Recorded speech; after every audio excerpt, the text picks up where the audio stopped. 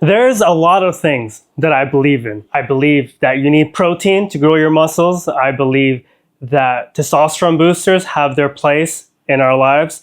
I believe multivitamins can be useful. If there's one thing that I have trouble believing is the claims of ingredients in pre-workouts these days. You know, you're seeing DMAA more often than not in some of these underground exotic pre-workouts, but some users are complaining. Where is the DMAA? I don't feel it. And then there's the issue of pre-workouts claiming to have DMAA, but instead they're putting in stimulants that are not even on the label, and it's like on the level of ADHD medication. What's the deal? What's going on? Why can't we find DMAA anymore in pre-workouts? Here's the thing. So in 2010, DMAA was widely used in a pre-workout called Jacked. Long story short, some people had some adverse reports of side effects. Actually, one person died, maybe two. It was an issue. So the FDA came out, they came after Jacked and the USB Labs company. They took them out of business, at least for that time. And after that, DMAA wasn't really seen on the market until Mesomorph came. And this was around 2014, a couple years later. And then we see in 2017, after high tech uses DMAA in their pre-workouts, the FDA comes out. They go after the high tech pharmaceutical company, which is a big company, by the way, and they take everything the high tech has in terms of DMAA products.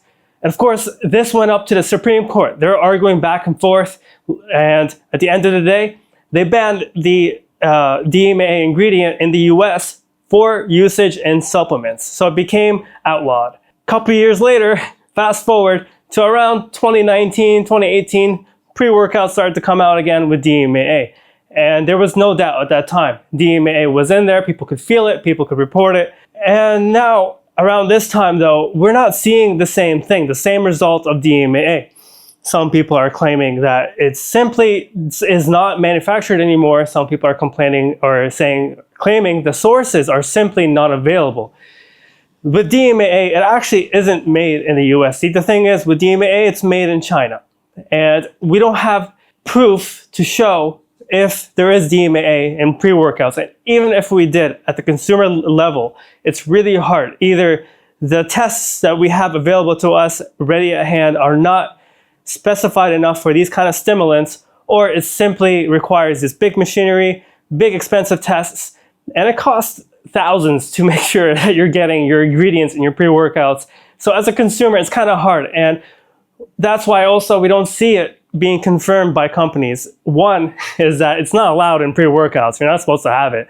The other reason is it's expensive to do these third-party tests, especially for ingredients like DMAA, when it's not widely tested for in the supplement industry. There are companies that do test their ingredients, and they do these like third-party tests, and I guess they're designed for standard pre-workouts, standard ingredients.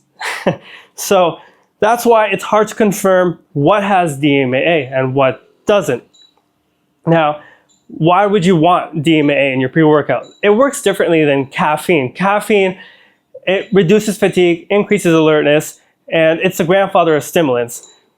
And what caffeine does, it blocks the neurotransmitter that makes you feel tired, which is endosine. And with DMAA and DMHA, they work similar in the way that it increases adrenaline levels, making you feel like you're shot with a big energy booster in the moment, like you feel like you're gonna blast off the ground kind of thing. So while caffeine is like reducing fatigue, increasing alertness, DMAA is taking it to a whole nother level, as both of these are usually combined, and it just creates this huge synergy of energy and alertness and fat burning, a whole lot of stuff going on. So people love this feeling, but the thing is, we're making sure when people use these kind of supplements, they can feel the difference. There's only one way to find out if your pre-workout has DMAA. And unfortunately, the only way to find out is to use it. So F around and find out is the only way these days. So when people use it, they know how DMAA feels like, usually, and then we get all these reviews, and some people are claiming it doesn't have DMAA, and then sometimes these pre-workouts, the same ones, would have it at certain periods, and then they do like a switch and bait, which is a legit strategy for companies to push out their products. They're doing this marketing. Influencers are testing these pre-workouts, and consumers are also using it possibly. And they review it. They say it's good. And then people start to buy it. And then they find out, hey, this isn't the same as what you described in your review. What's going on? That's when they do that bait and switch. They switch it out. It may not have that magic sauce, or simply may not have the exotic stimulants it's claiming to have. But there's a lot of pre-workouts that claim to have DMAA, but yet it doesn't. It simply doesn't. We know this because of the feeling it has. For example, Wildfire. It says it has DMAA, but the energy is so smooth and euphoric. There's no dirty energy to it, and it's like everyone agrees that there is no DMAA in there. But then you have users who have no idea what to look for, and they buy these products and they think this is what DMAA feels like. So there could be a big downside to how these companies are doing everything. And since it is self-regulated, the FDA doesn't do anything unless there's like a whole ton of adverse reports being reported by consumers. So the only way the FDA takes action against these companies is usually by reports and complaints. So unfortunately, the FDA is not checking your pre-workouts. It's not making sure the label is up to standard. And a lot of companies are therefore putting ingredients on the label, and the pre-workout itself doesn't have any, maybe some of those ingredients.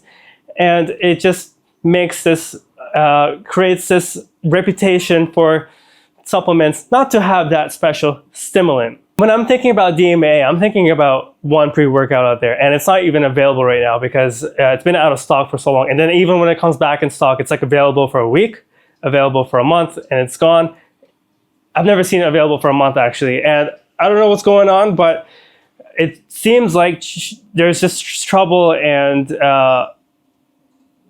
there must be trouble getting the source to the pre-workouts because it's usually comes out from China, and China is popular for getting these ingredients, at bulk, and it's cheap, and they don't really have laws against, these kind of ingredients. It's either a manufacturing problem or simply is a cost issue. It's getting expensive to get DMAA. So it's really hard. It's really hard for companies to put DMAA, even though they're claiming it. So why are they claiming it in the first place? Well, obviously to get your attention, and then people are seeing this pre-workout, they see that ingredient on the label, even though it may not be a company that they know, because a lot of these companies just boom out of nowhere. They put this pre-workout with DMAA and gone. They're gone, like they disappear overnight. So when we see these pre-workouts, you're looking at them the same way you look at someone selling gold watches on the side of the street. You just don't trust them. You shouldn't trust them. When we look at pre-workouts, no, you should have this skepticism, even if reviewers are pushing it and they say good things about it. Unfortunately, that's the case with a lot of these pre-workouts, right? So, and it's even the case with pre-workouts like DMHA, pre-workouts like, for example, I don't want to point fingers, but a lot of people complain that Assassin V8, the pre-workout from Napoleon Nutrition, didn't really feel like a typical DMHA pre-workout. It felt like a caffeine stim bomb, allegedly. So, I mean, this is how I felt as well. What do we do, right? What do we do?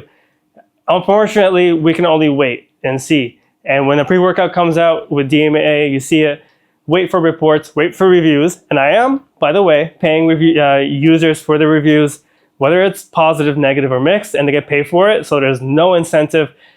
And they leave their honest reviews with pictures of the product that they use or their order confirmation. You get paid through PayPal or gift cards. So sign up right now, go fitfreak.com or search on Google my website name, get paid to review, and you get paid for reviewing. But yeah, that's unfortunately the case right now.